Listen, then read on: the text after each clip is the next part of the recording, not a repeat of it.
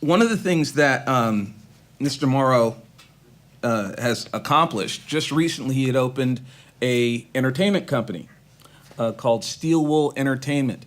And first off, why don't you give us a little rundown about Steel Wool Entertainment, the type of services you provide, and what an artist can expect? Well, I think I should start with how we got to Steel Wool first. I mean, my background had always been managing and producing shows, whether it was for Live Nation in New York for 6 years or as one of the founders of House of Blues. So we were always really in the promoting end of the game, which was basically renting an artist for 4 hours, pray to God you make enough money to cover the costs, and that's what promoting was. It's not quite as sexy as it sounds, you know. But as social media started to really explode, one kid really sparked an interest in my company. It started to morph into a company. This kid's name's Watsky, and I was still at Live Nation running, doing touring for them, and I could see this kid I think he had 150 million views at that time, and 400,000 Facebook followers, and I mean it was amazing to sit and think back in the day. The Rolling Stones at their peak would have taken them, 10 years to get that many people to see him. This kid is a kid that would wake up every day, and his mission in life was to create new content to put on YouTube, and one of them went viral, and all of a sudden he had more views than the Stones had in their first 10 to 15 years. So I'm going, wow, this is one of those moments in time that the whole industry is morphing. You see the labels are starting to lose a lot of their powers. You see a lot of artists, the Macklemores of the world, starting out without labels, even though eventually ending up with a label, but starting without it.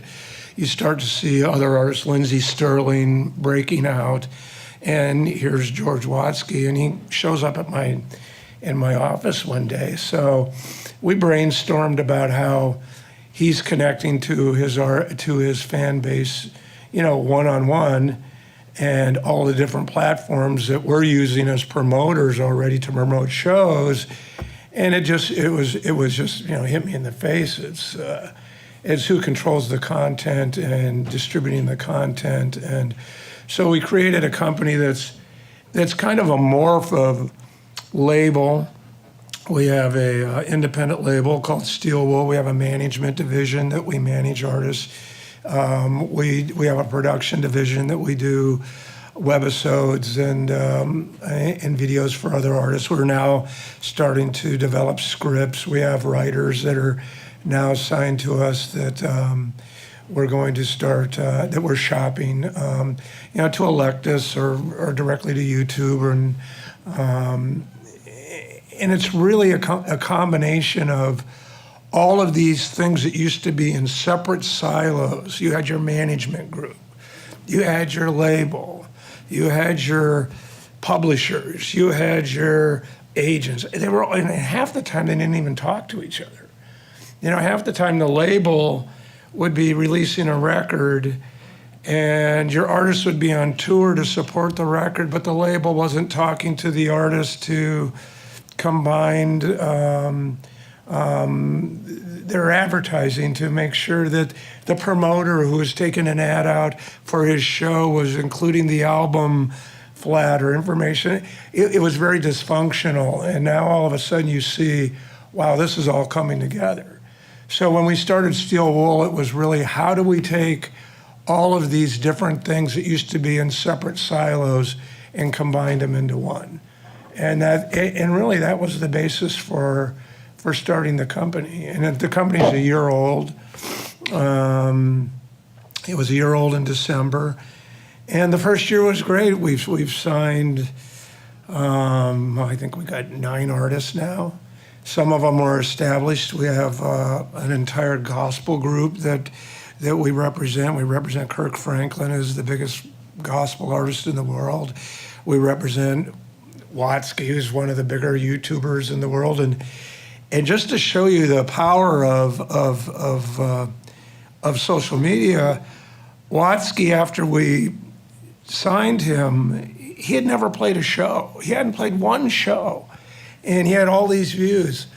And I said to him, "How can you not have played a show? You're a musician." And he was like, "I don't know how. I mean, I've just never done it. I've played in front of a camera, but I've never really done it." So I said, "Well, there's only one way to find out, and let's go book a show and see what happens."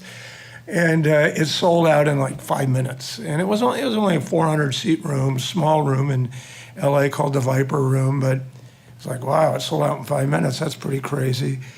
Let's book a show in London and see what happens. It sold out in 5 minutes. Then we added another show in London, a 1,500-seater. It sold out in 3 days. And we started to realize the power of his social media and what it meant and how he had connected fan to fan and how much they really wanted to support him. And in fact, they felt they knew him to the point that they were willing to shell out their money to buy tickets. At that point, we hired an agent and we booked a world tour. We sold 98% of the tickets. I don't think we spent maybe a couple grand on advertising. I mean, we didn't spend hardly any money on advertising. And that was when, it kind of validated all of that coming together. We followed that up by putting out a record, a CD, and iTunes. And I still say record as well. Yeah, I mean, we did put out vinyl, and his real fans bought the vinyl went like this.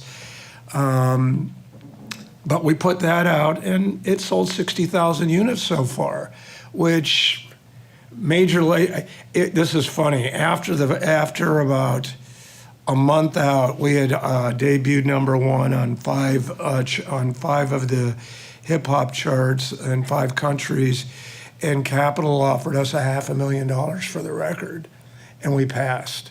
And we passed. You just start thinking about it.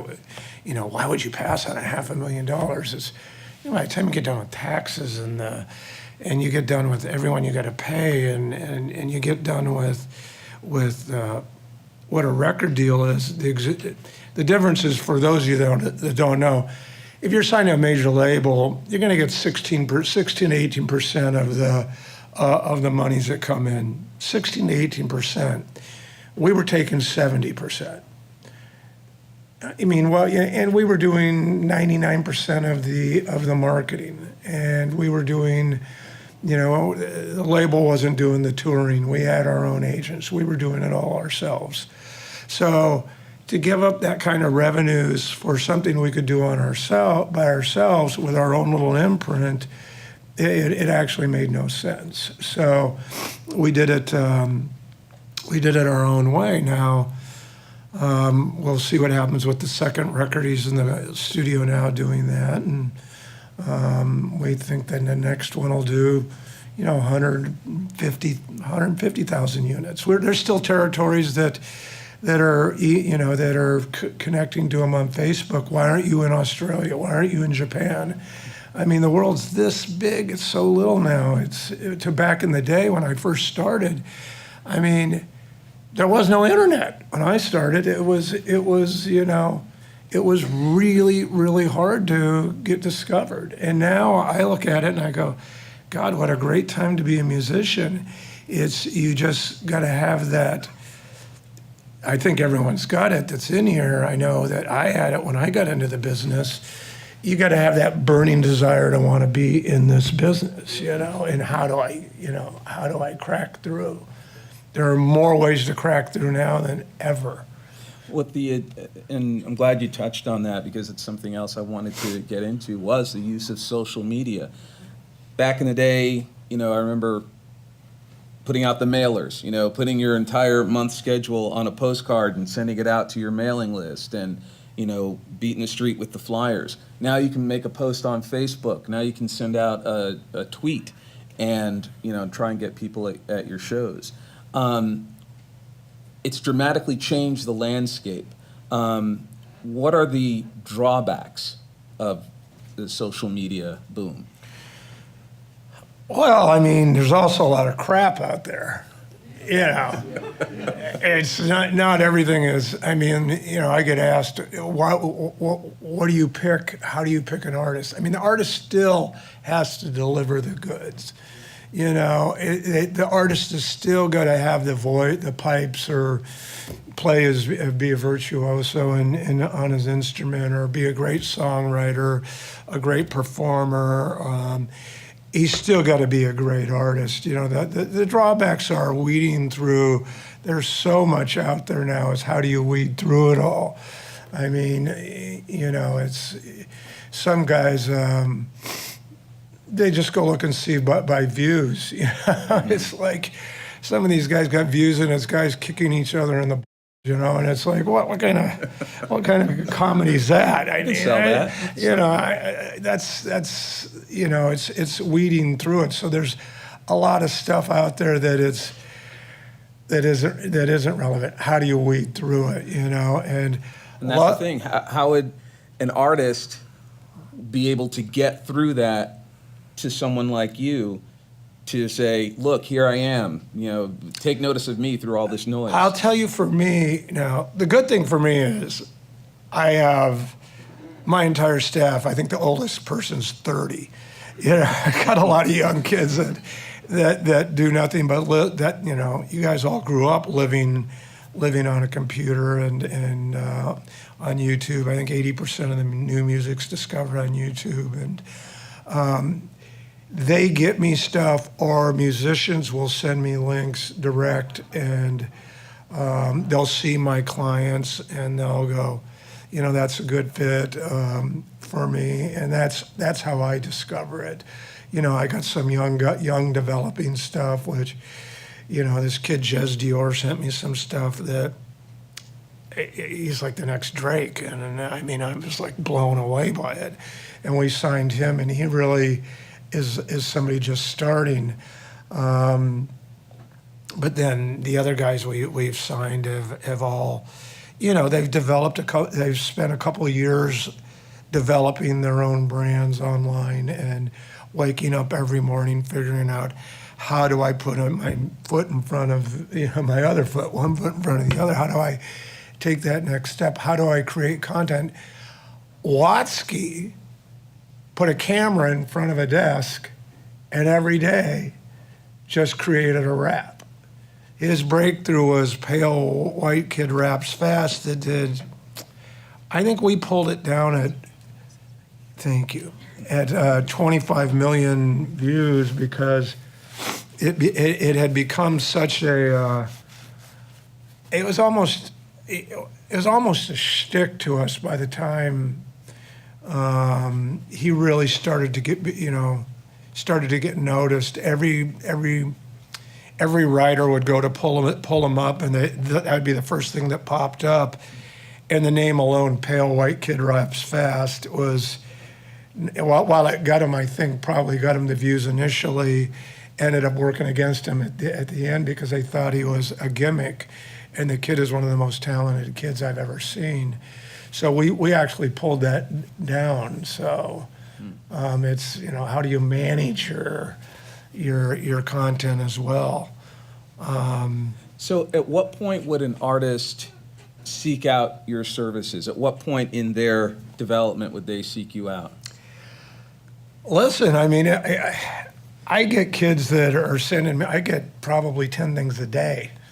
Some of them are kids that are just starting, that have, 2,000 Facebook followers.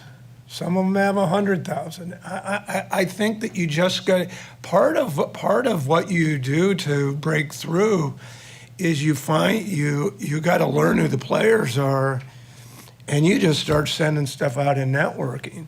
You get your name out there as much as you can, and as you develop as an artist, I mean, I've sat back and thought, oh, God, God, I think I know this guy's name, and I'll go through and I'll find something. This kid actually reached out to me, a year ago, 6 months ago, and I'll go back and I'll look for this kid because you'll hear something has happened for them. It's like, oh, that name sounds familiar. Yeah. Where did I hear that? Yeah, this band, the Bad Rabbits, was that I signed was they're going to be really big. I mean, they're recording now with Fauntleroy, who did Timberlake and Beyonce and Jay-Z, and now they're getting ready to do an album. And I think they're going to be the modern version of Prince. But they had sent me stuff, and I'd always remembered the name Bad Rabbits, a kind of a cool name, and I went back and found it, and we ended up doing a deal together. So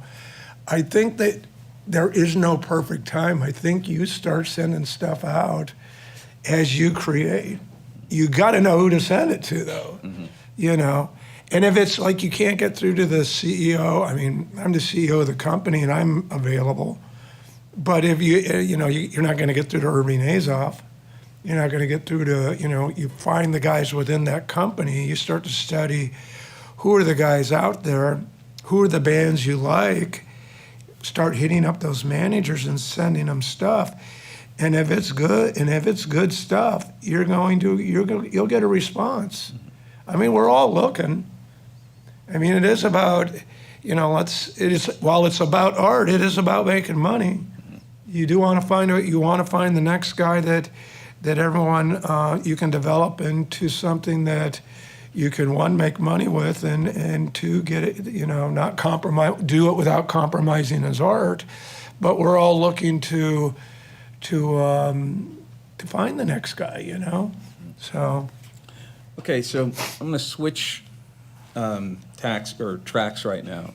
You spend a lot of time, a great deal of time, at Live Nation and House of Blues. So you're quite familiar with live performing. What does an artist need to do as far as a live performance to bring in fans? Well, I mean, there's so many different ways to do it. There's no secret way. First of all, you got to be good.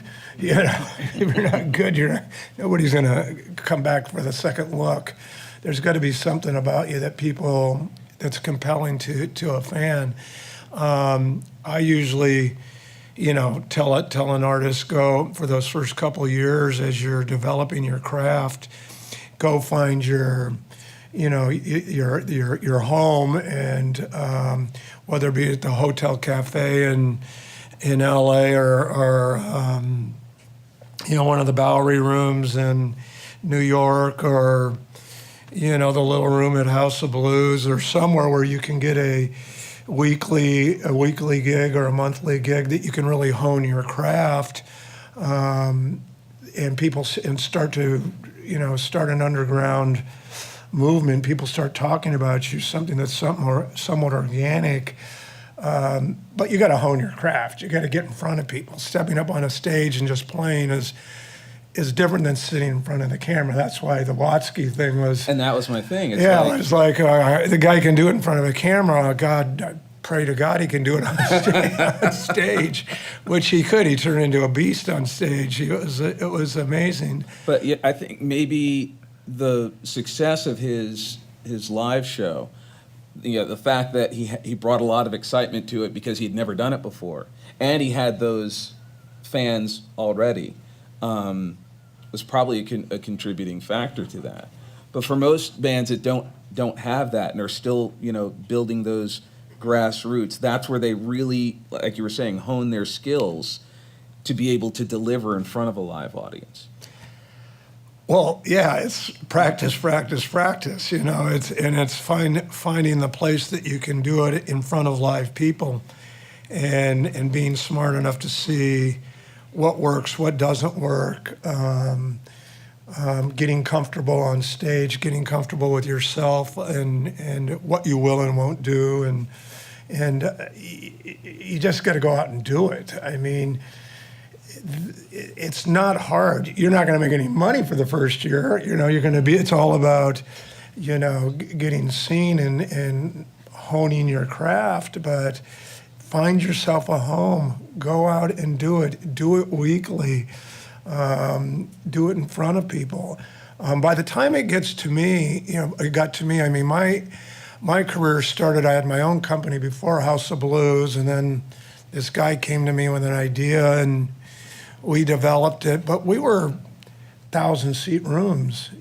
We had one small room in Cambridge that was 350 seats, but even 350 seats is, a substantial sized room. So by the time it got to us, you had to come to us and say, I'm going to put butts in seats, Or some nights, what I also like to do, because I do like to give back to the community and the artist community, was we would develop local only nights that, it was free to get in, or it was $1 to get in, or $3, whatever it was, and you'd take 4 local bands and you'd put them on. It would give them a chance to do it. Not everyone would do that. We did it at House of Blues because we felt like we were a very community-based company. Live Nation was a little more corporate. I mean, they're a great company. I loved working for them, but they were going. They're promoters. I wanted to get out of the promoter world. They didn't have little rooms. There was actually a time at Live Nation where they wanted to get out of the club business, which was where you develop the next arena show. And when I started hearing that, it was like, you got to be kidding me. This is, where are we going to get the next acts? It's you've got to develop, you got to invest. They've since changed that, but they've created 2 divisions now. Their North American Concert Division and their Club Division. So anyone wanting to get in bed with Live Nation, go research Live Nation's Club Division, and they got little clubs, and try to get in through that door. And then there's tons of independents, whether it be the Bowery or the 3 Cs in Texas, or whoever. And every city's got its own independent promoter. Get on his local showcases, but get out and play. Create a story. Hone your skills.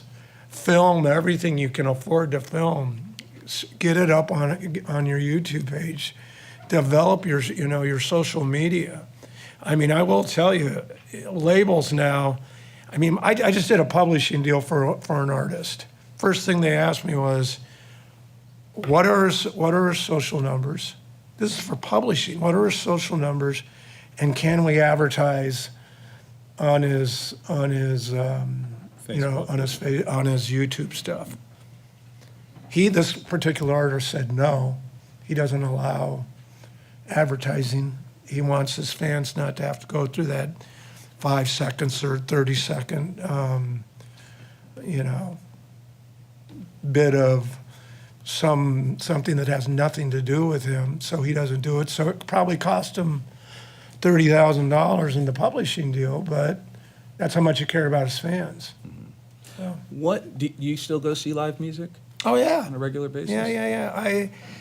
I pick and choose, and the older you get, it's not. I'm not going to go stand in line for a zillion hours and do it like the old days. Right. But I still love music.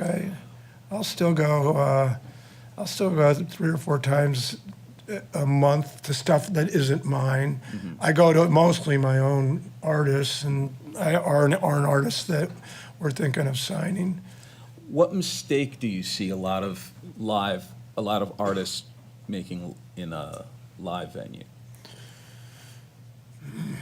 Boy, it's so hard to criticize an artist for me. I mean, it takes so much guts to get up there and do it, but I mean, I guess mistakes are doing it on a bigger stage too quick before it's honed. I've gone to a million showcases where I wasn't the only manager in the room, and there were labels in the room, and the band or the artist clearly wasn't ready. You don't get a lot of second and third bites at the apple, because, I mean, it's very unfair, but You know, people go, I saw that act. You know, the guy can't sing, or the guy's afraid to step out, or the band really didn't have it together. You know, and that's what they remember about the act. You know, and it's really too bad. Because bands progress. You know, bands that get passed on.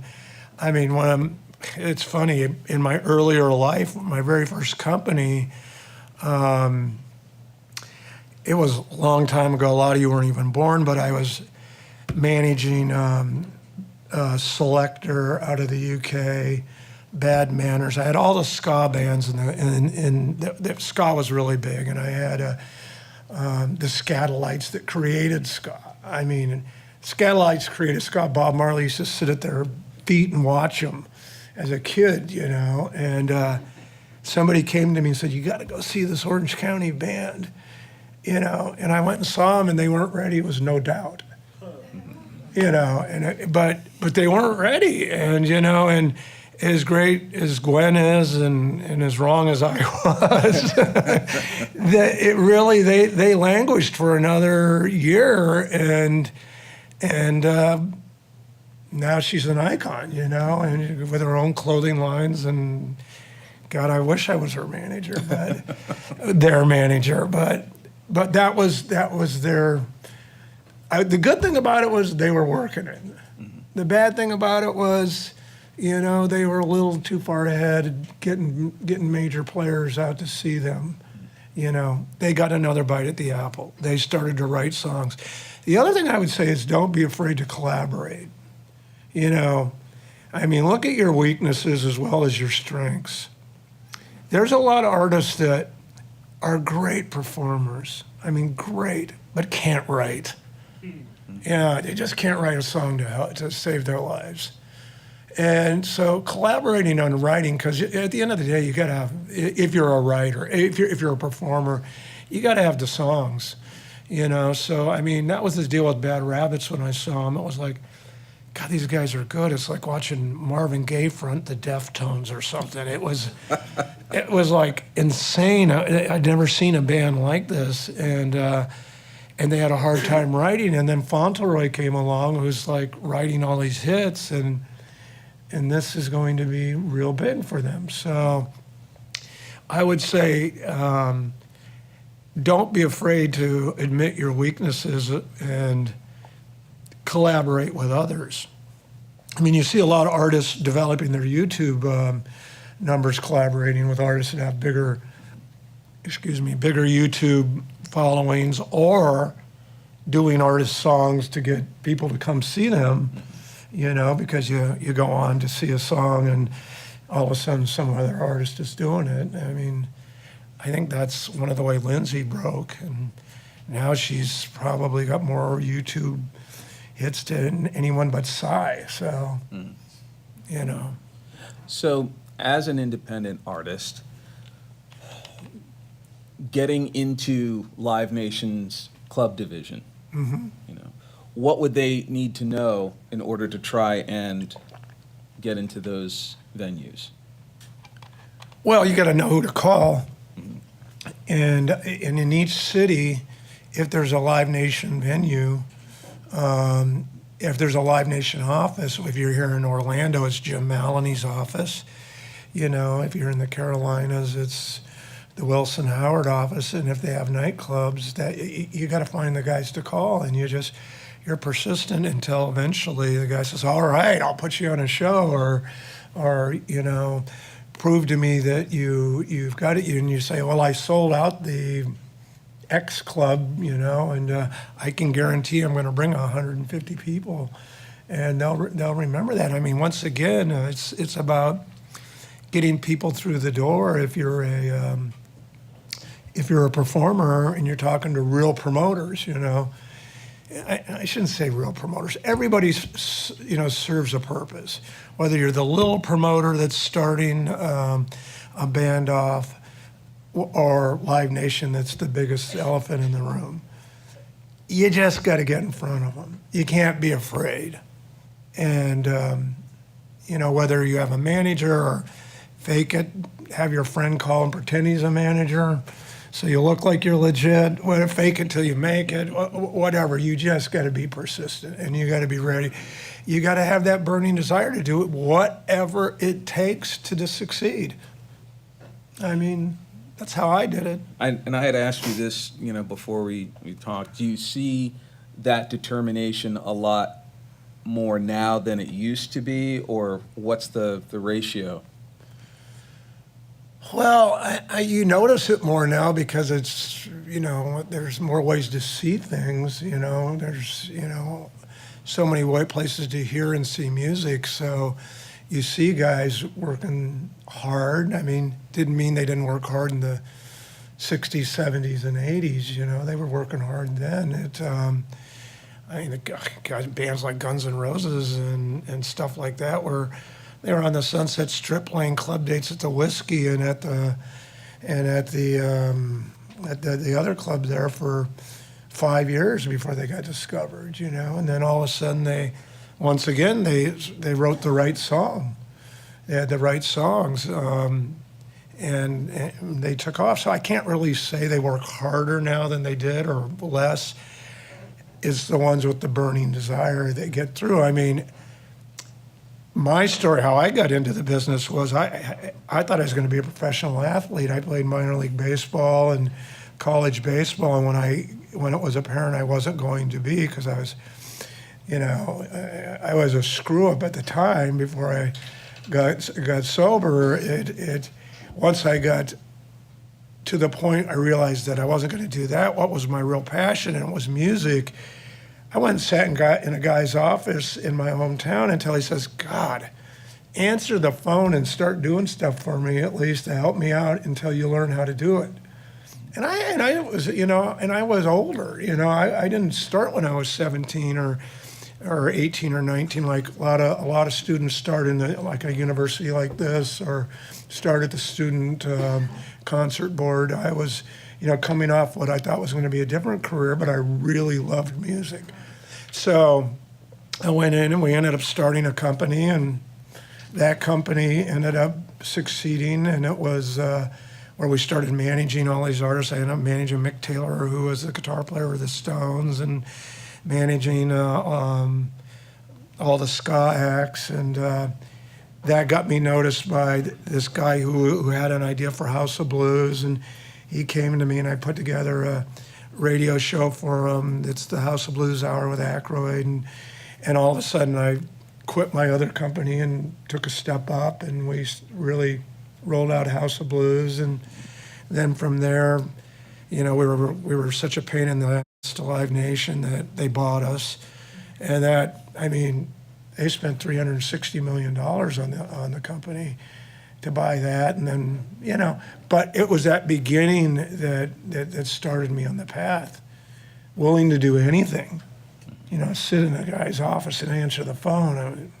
I'm like, God, I was playing baseball in front of 10,000 people, and all of a sudden I go, hello, Mac Falk's office. It's like, I was once told that obstacles are put there for people who don't want it bad enough. That if you really want something, there's no such thing as an obstacle. well, yeah. One of two things is going to happen. It's either going to break you, or you're going to say, screw it, I'm going to beat this obstacle. And that's a good test to see how bad you really want it. I would agree with that. There's because there's things that I see being an associate course director for songwriting. I'm seeing a proponent of a lot of people who are trying to get those song skills together so that they can go out and make it live, perform those songs live. What's a perfect combination as far as the songs, the image, the skills? Is there a combination that you think would sell better than another? That's a tough question. I mean, to me, just being unique and being truthful and as an artist.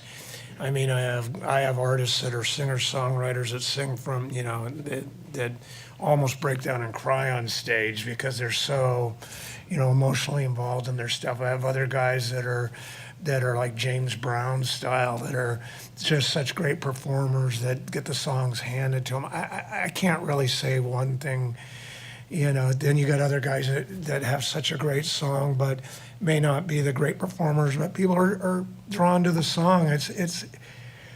You find very few that have everything. You know, you find very few that got everything. It starts with having the guts to stand up there, and then you got to have the song, and it kind of, you know, it progresses to, if you have it all, and you have some business savvy, and you pick the right guys to be on your team, you got a real shot to go somewhere. You know. What does it take for, in your opinion, from someone to go to the living room to the stage? Well, Like someone's making beats in their living room, or they're writing songs in the living room. Once again, it's just going out and doing it. I mean, I get so many kids sending me beats because I got these rappers, and I pass them on to the rappers, and you know, are you this kid's looking into the beats or not, and you know, they'll respond, but you got to kind of find your crew. The one thing I have noticed, it seems like all individual guys end up getting a clique of guys together that are all trying to break together, whether it be the Macklemore crew in Seattle or this crew that happened in, or the old Seattle crew back in the day, you know, back Right. in the Pearl Jam days, or whether it be the New York guys or the guys breaking out of Brooklyn, or you know, it seems like everyone's got a bunch of guys that they're hanging with, and the guy with the beats is taking it to the guy that writes the top line, who's taking it to the guy that can put write the song, you know, the guitar licks, and then, you know, there's no one way other than everyone has a different path. You just got to get out of your living room. You know, it may start in your living room, but you got to get out and do it. You got to network. You got to find other people that have the same, you know, the same desires you got. I mean, I can't tell you how many bands I've seen implode because 3 guys want it and 1 guy could give a shit. You know, 1 guy's like, I'm doing it for the girls, or I'm doing it for whatever. Right. But it isn't because he believes like the other 3. So. Cool. All right, I'm going to switch tracks again Okay. and talk about promoting. How has the role of the promoter changed? Wow.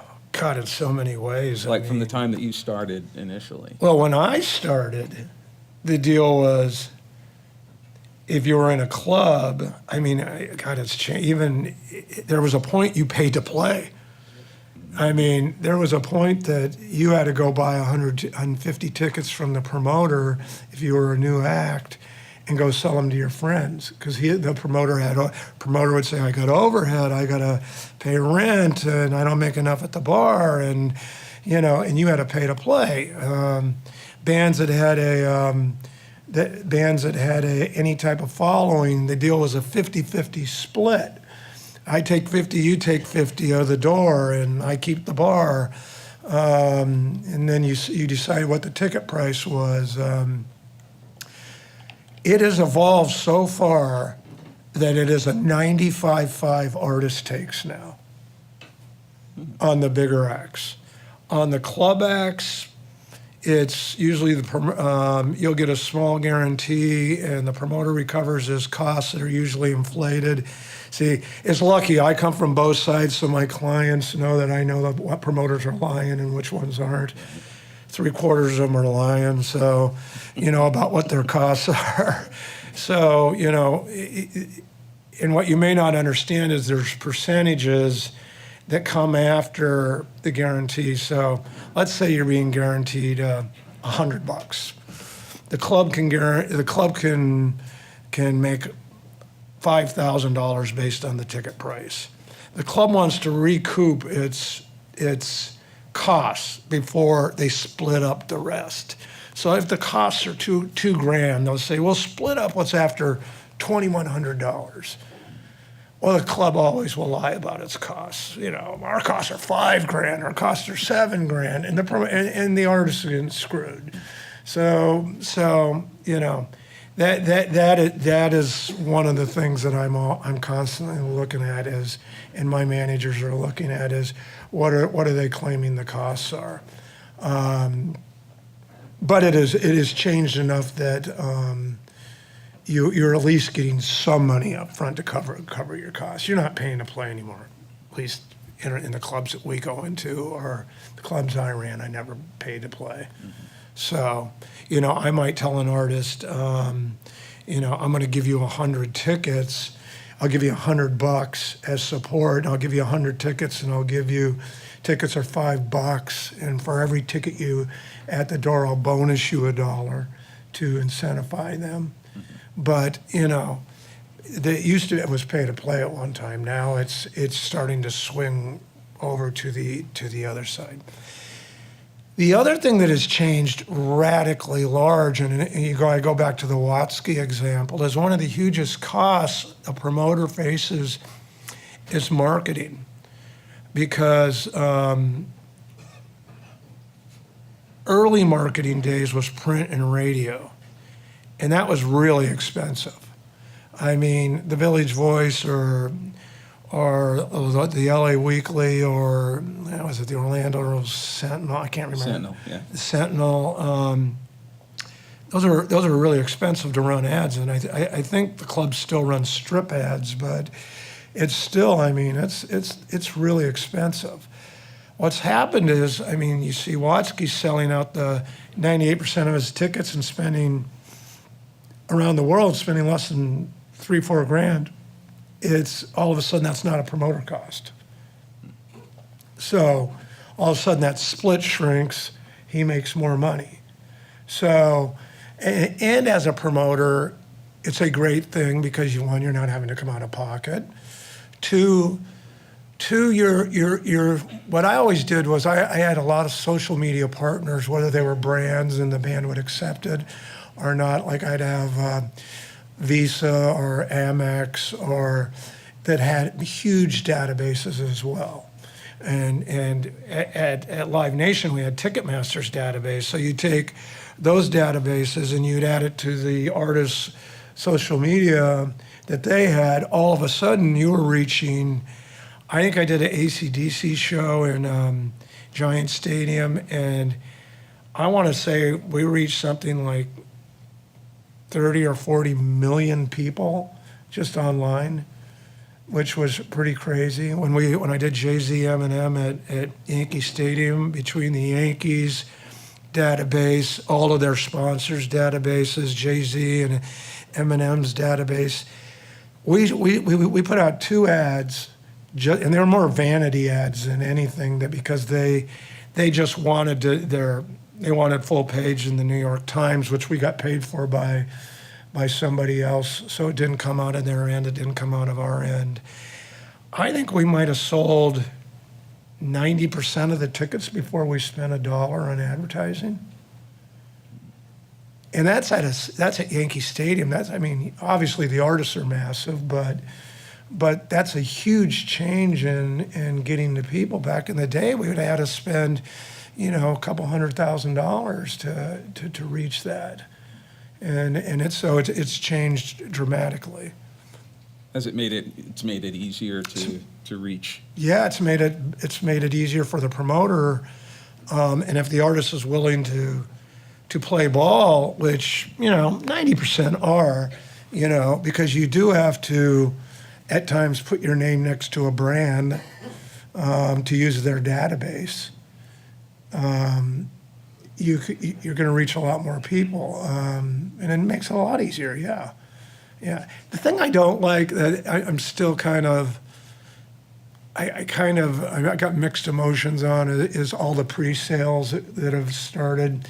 It seems like some of the hardcore fans, you're trying to cut out scalpers and stuff, but the reality is that the artists' websites or the artist fan clubs are probably a third scalpers themselves, and then you got the the pre-sales by the venue and the pre-sales by Live Nation and the pre-sales by Amex. So you got 4 pre-sales going, and by the time it gets to the the fan, that 90% of the great tickets are already gone, and you can't get to where you want to get, and you end up going to a scalper anyway. So it's kind of hard.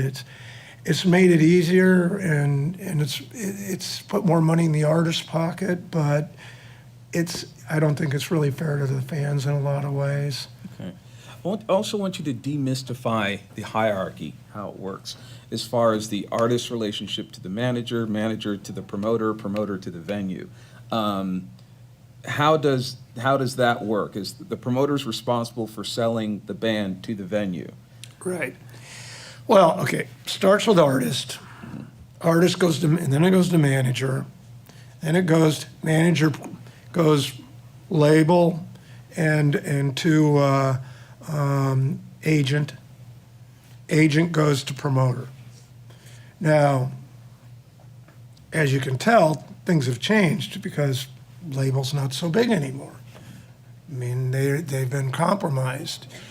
Bill Graham, the guy that really started our business, Bill Graham, he was one of the first guys that was a manager, a promoter, a label. He had an agency. He had everything going at his company. And I asked him one day, I was just starting, and I go, Bill, what's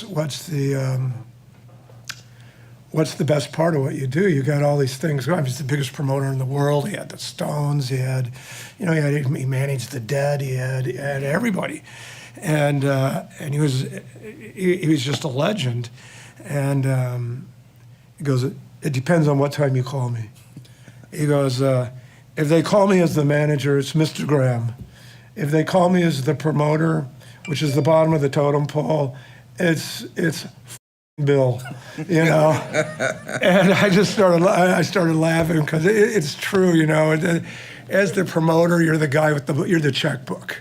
As the artist, you hold the key. You're the guy that everyone wants. As the manager, you're the guy that is directing the artist's career, and you better know what situations to put him in, or you're not going to be the manager long.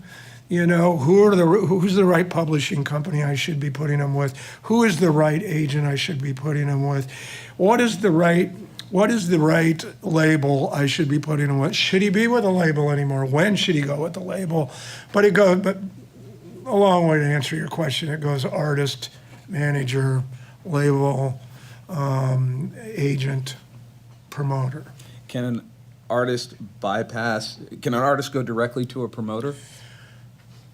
When they reach a certain level, Live Nation's done it. Mm-hmm. You can see Live Nation's gone, and they've bought the careers of Madonna and Jay-Z. Jay-Z, they started a JV with them called Rock Nation, but they've bought 5 artists now that they own everything.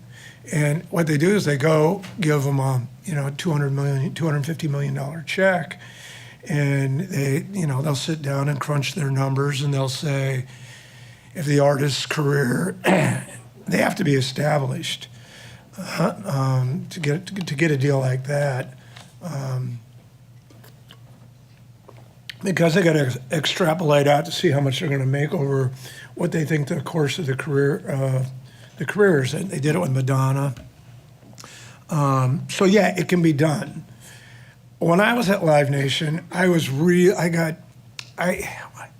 had a lot of, not arguments, but I wanted to start a division where I had 2 or 3 guys that were really guys that understood the next big things. Like they were the ones they're the first guys on bands, and I wanted to start a division like that could break artists from the beginning, and obviously there's risk because you can pick the wrong one versus having history. But I think that now there's a lot more statistical due diligence you can do to back up a bet. If you're going to go bet on on an act. I mean, you can see by their social numbers, you can see by the spins they're getting, you can see by how many times they're getting spun on radio. You can see by how many people they're drawing. Are they moving up in venue size to where you could go grab a Drake one before people knew who Drake was, or you could grab a.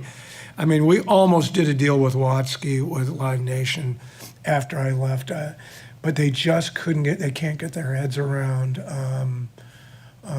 making that bet because it's the industry's so fickle. One day there's all these one-hit wonders. One day something's huge, and the next day it's not. There's you had mentioned something before about the new model for the music industry right now and for record companies. What is that new model? How has, again, we were talking before about the role of the record company, the modern day record company now.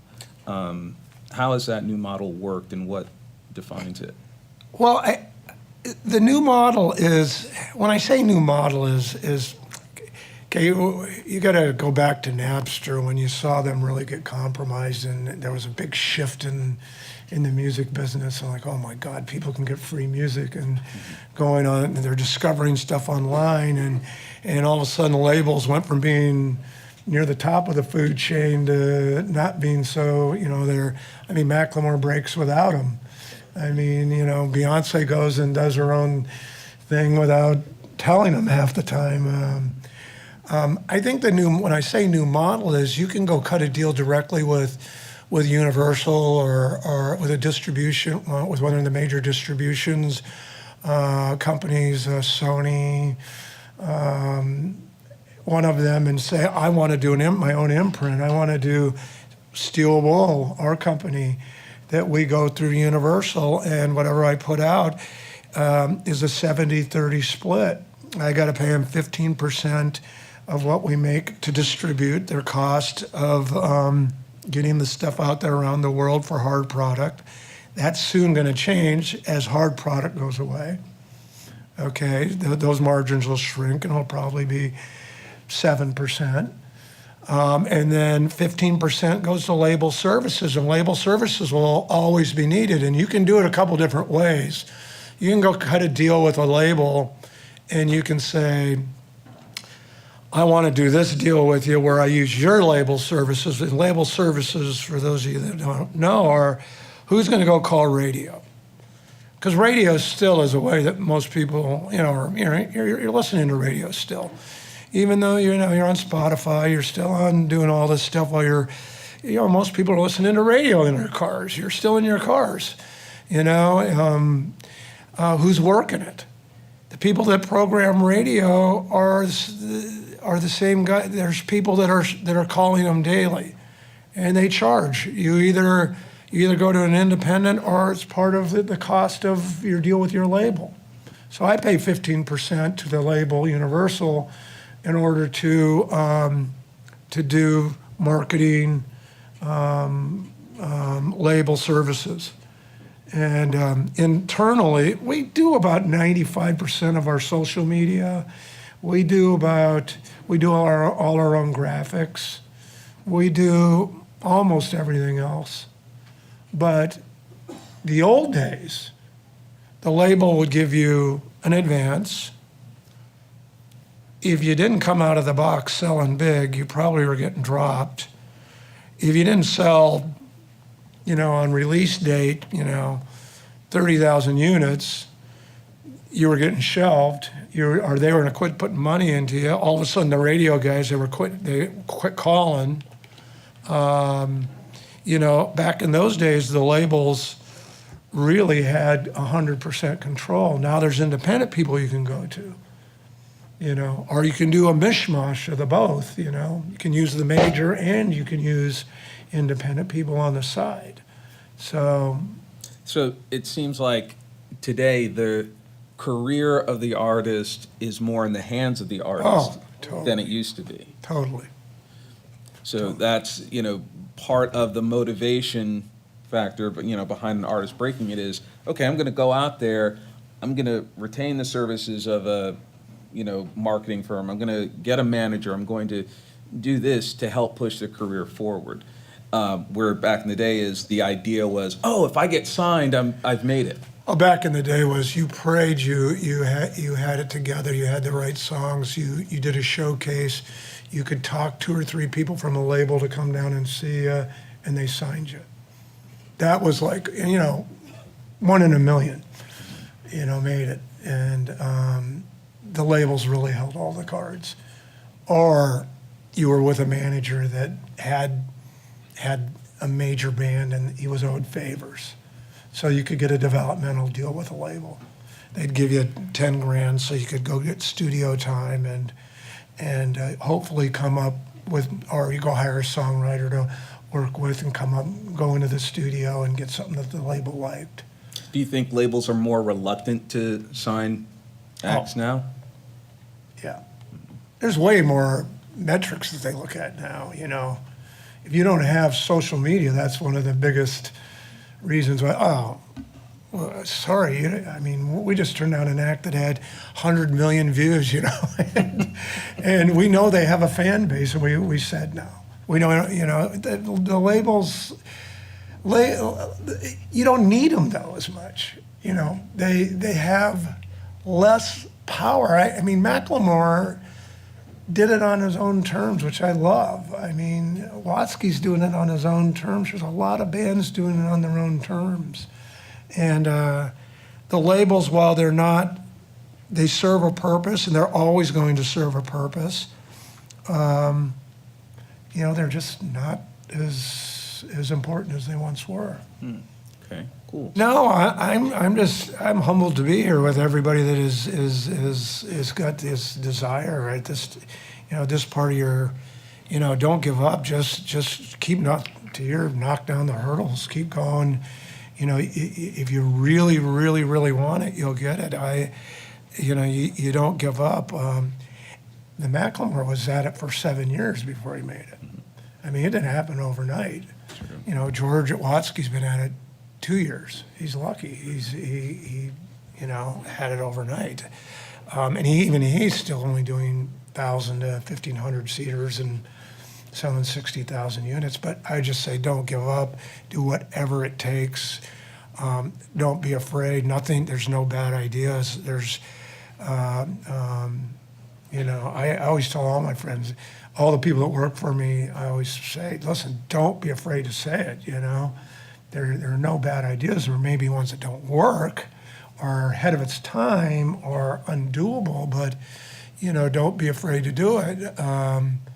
And get out, the ones of you that are artists, get out and do it live. Start to get seen. Start to hone your craft. You got to practice.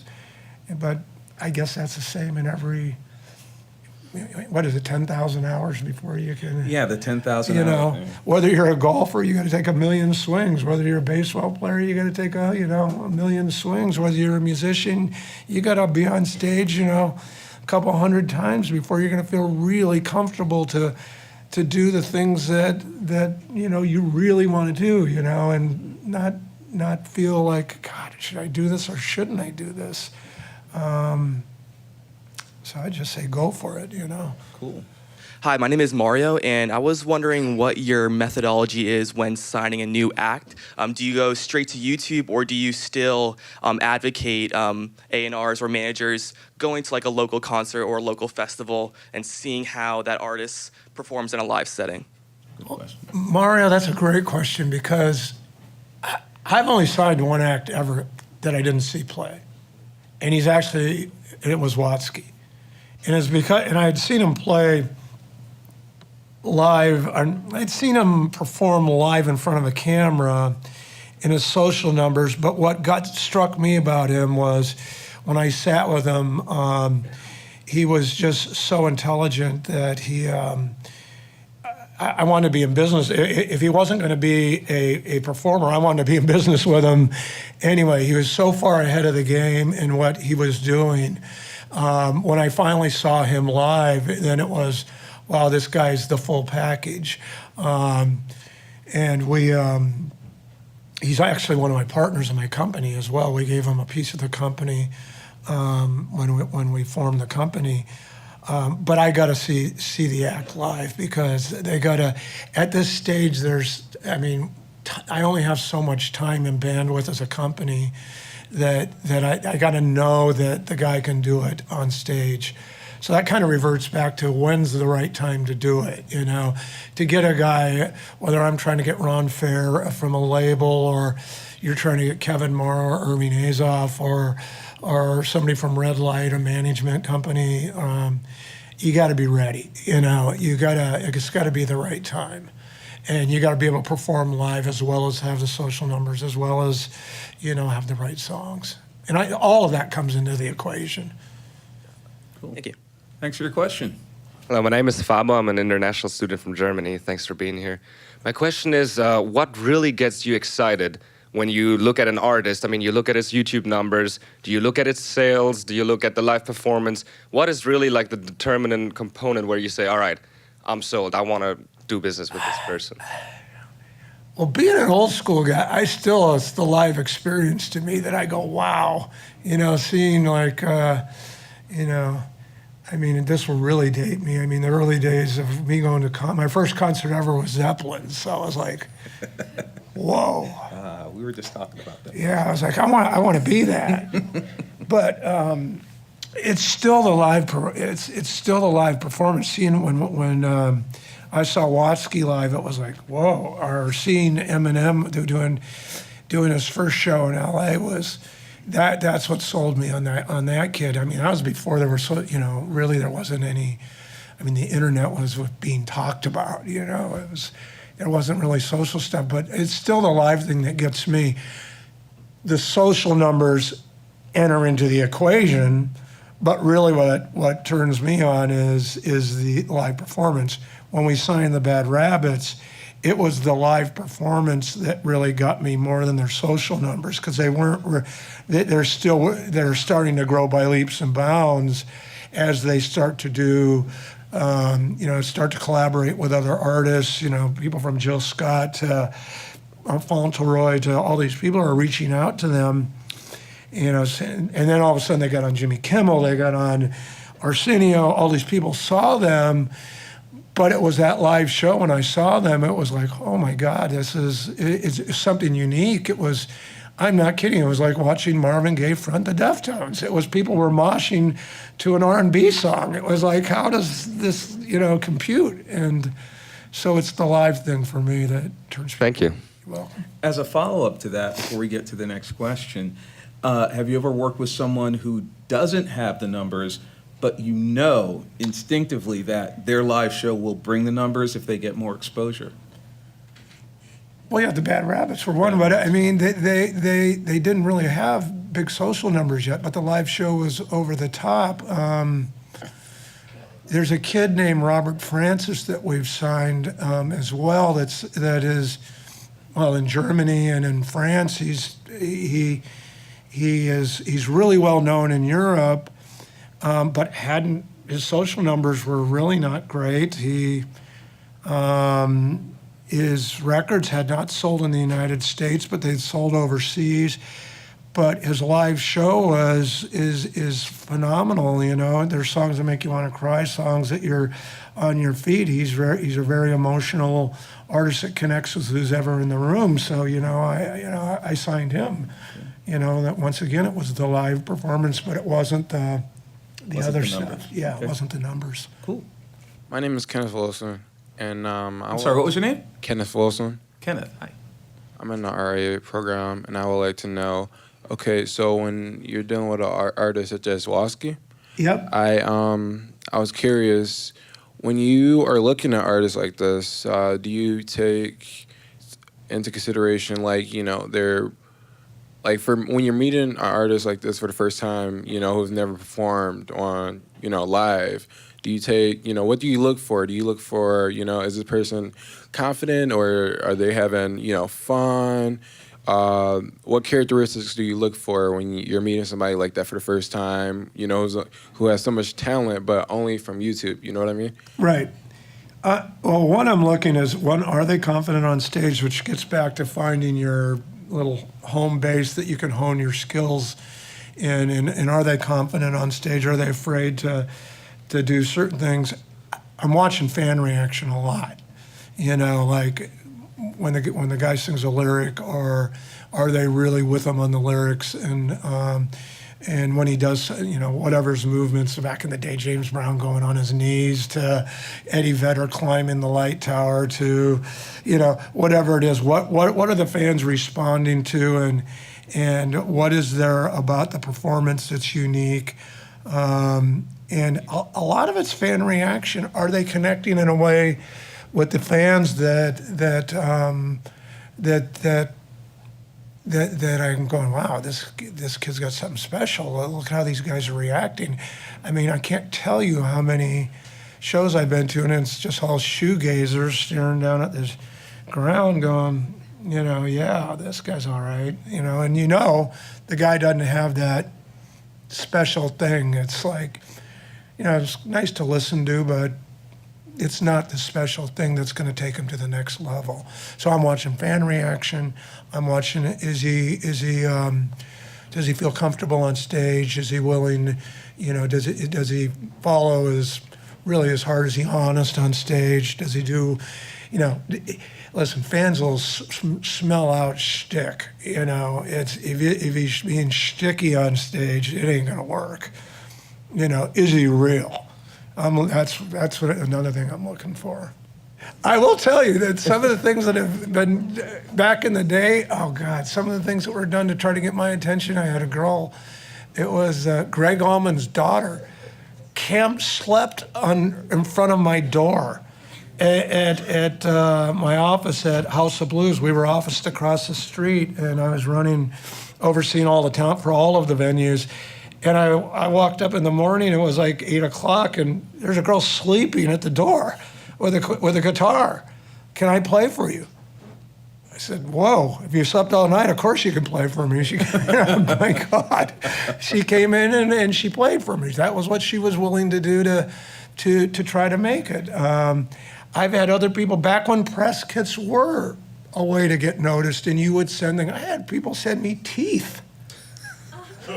You open the press kit and you go, oh my God, what is this? And it was a tooth. And I, you know, my assistant, is this a tooth? I mean, is this a real one, or what Could you hope to gain by sending You're to? trying to get notoriety. You're trying to get somebody, you know, that's going to say, I remember that person's name. That's I mean, true. I remember that person send me a tooth, you know?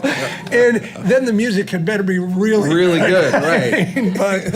But yeah, I mean, it's whatever, by any means necessary, get noticed. Well, and I think to speak to that boldness as well, you can't be shy to go up and introduce yourself to people. You can't be shy if you're trying to network, because one of the things that I believe people in your position are looking for are people with enough confidence to be able to say, yeah, I believe in what I'm doing. I'm going to come up and say, yeah, I can stand behind what I say by coming up and introducing myself to you.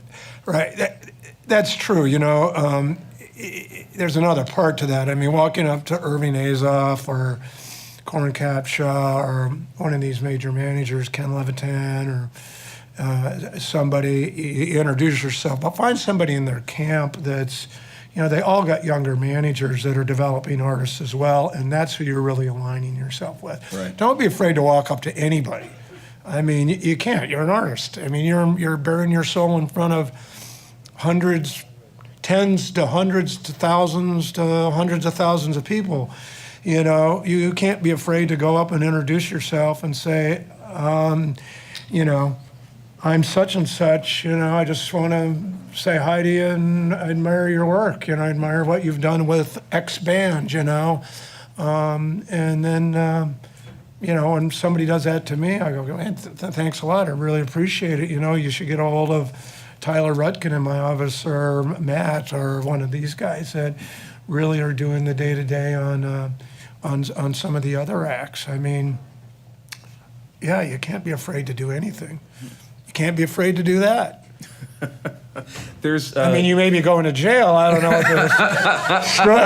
what the deal is here, but there's a friend of mine that actually got up on stage at a U2 concert. that's a different to way of promote doing himself, and he actually ended up playing a song in front of their audience. This was during the Zoo TV tour, I believe, and there's video of it on YouTube, and I'm like, that takes some balls. First of all, how did you get past security? And second of all, but there's video of him doing that. Well, you better pick the right guy. Bono's the right guy. Yeah. I mean, Bono is one of the nicer guys that will do. He would let a guy do that. I can see him doing that. I got one Bono story that's pretty funny. He, it was House of Blues. We were doing Rock the Vote, and there was this green room. We had like 5 green rooms, and there was this one, and I was in it, and there's a security guard in there, and I was in there with the girls that I had met, and we were just sitting there talking, and but nobody was coming in, you know? and knock on the door, security guard goes, there's some artists. I said, well, this is a green room, so bring them in, yeah. And in walks Bono, Billy Corgan, God, who else was with him? It was the guy from Everlast. There was 3 or 4 of them. And Bono sits down right next to me. Now, I've never met the guy in my life, and I'm going, oh, it's Bono, Jesus. And we just have the conversation, a conversation for an hour on soul music. And we just, you know, there was a commonality between us that was, we liked the exact same things. And, but it's that type of personality that I can see him letting a guy do that. Mm-hmm.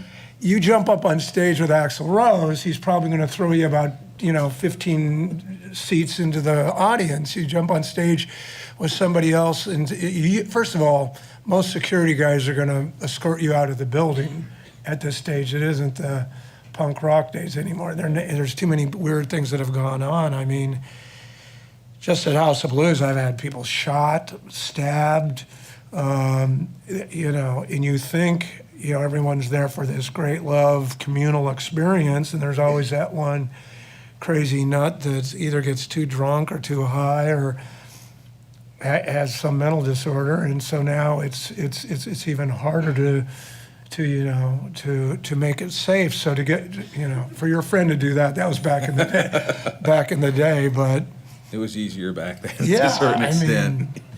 It's scary these days. What can happen? Well, cool. I want to thank you personally, Mr. Morrow, for coming out and spending some time at our university today. Ladies and gentlemen, Mr. Kevin Morrow. Thank you.